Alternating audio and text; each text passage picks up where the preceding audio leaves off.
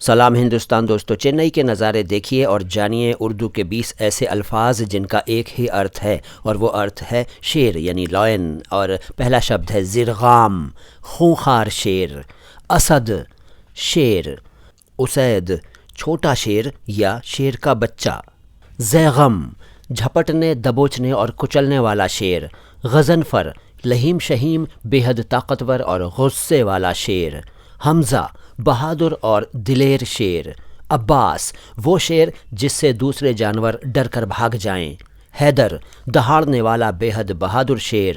لیث، طاقتور اور دلیر شیر۔ ہزبر، بہت طاقتور اور بہادر اور موٹا تازہ شیر۔ حفص، شیر کا بچہ۔ قسورہ، ایسا شیر جو اپنے شکار پر پوری طاقت سے کنٹرول کر لے۔ ارسلان، دلیر شیر۔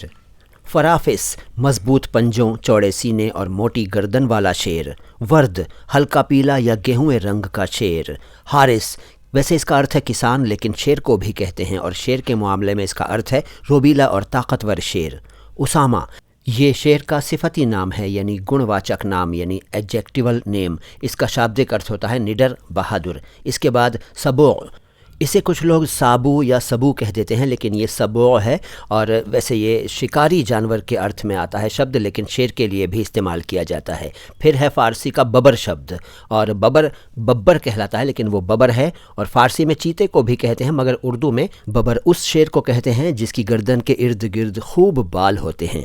اور آپ کو یہ بھی بتا دوں کہ شیر لفظ فارسی سے آیا ہے، جی ہاں فارسی سے آیا ہے، اور یہ جو 20 شبد میں نے آپ کو بتائے یہ زیادہ تر ہندوستان میں نام رکھے جاتے ہیں، کئی نام ہندوستان میں نہیں رکھے جاتے لیکن پھر بھی اور دیشوں میں تو رکھے جاتے ہیں نا، اور یہ سبھی شیر کے پریائے واچی ہیں۔ اردو، فارسی، عربی اور ترکی سے ان کا سمبند ہے۔